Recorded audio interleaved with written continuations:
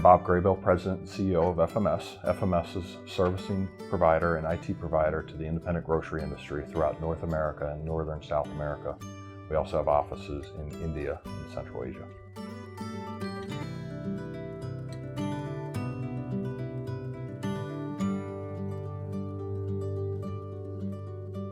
FMS was originally founded in 1974 by a gentleman named John Schock. And he started the company out of a need where the wholesaler was providing these services and people liked the confidentiality of not having their wholesaler who they were negotiating contracts with, knowing what their bottom line was. It was in 2000 that we had started the ESOP. We had gone through that process primarily as a tool to buy John out. And we recently, within the last year, converted that ESOP back to a privately held company. All of our senior management team came from the grocery industry.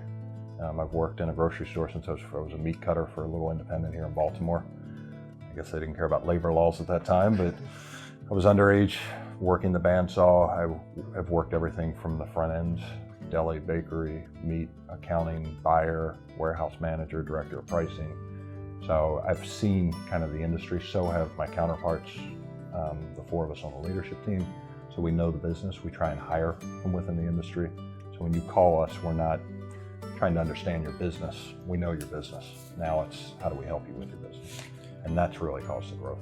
Our company already serves some pretty large businesses. C&S Wholesaler, which is a national company, is a client of ours. We've got clients that have hundreds of stores in the Midwest, like Colborn's and those guys. And they go by different banners because everybody has their corporate name and then the banner on their store. But you know, that marketplace is, I will say, a lot more interesting to the extent that the independent that has 10 or 20 stores that might be doing, $400 million a year in sales. And those numbers sound large for that size company, but with a 1% to 2% bottom line, if you're not doing, 7 to 10 million in a store, you're struggling. So that marketplace is one that we need to get into eventually, but when we look at our market saturation in certain parts of the country and Canada, our focus still is on the independent. Our customers typically have about 25% less back office support than non-customers.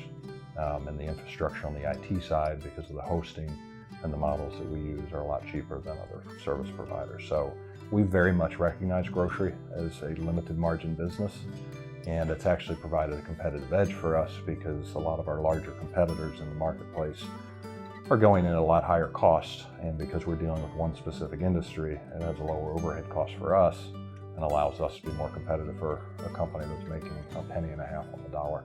A lot of our retailers have online and home delivery.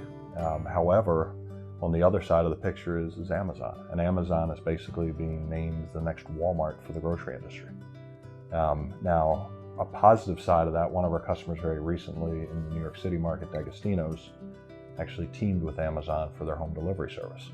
So in the larger cities, Amazon's finding it easier to work with an existing partner rather than setting up an infrastructure like they have here in Baltimore. So it could be a plus or a minus for us in the future. Most important trend is consolidation.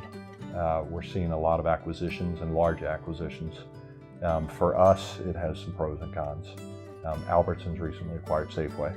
The FTC got involved and forced the spin-off of stores in certain markets, which independents then picked up, which we then picked up that service for those stores. We've looked and we're slowly starting to make some transition in some of our service offerings because we realize that the private equity companies are getting very heavy into grocery with these acquisitions. And what's going to happen for us is we've got to basically create a niche to service them as they do their purchase, their startup, and then they do their spin-off to make their capital back. We, in the last few years, have basically expanded internationally 6 years ago.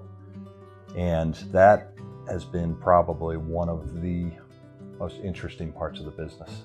Here in the US, we have large frozen food sections, we have large prepared foods that are prepackaged. When you go into other countries, especially in South America, the frozen food aisle essentially is set up for the expats, more or less. Liquid detergent is not used very heavily, whereas powder still is. So you learn a lot of things, and even though we're providing the accounting and the technology, we're also looking at the operational results and providing input of store operations. In 5 years, I hope we are not only saturated in North America, but that we've entered Australia. We are working on something in South America currently, which is going to open up a pretty significant market share for us down there. So I hope to be in 3 continents.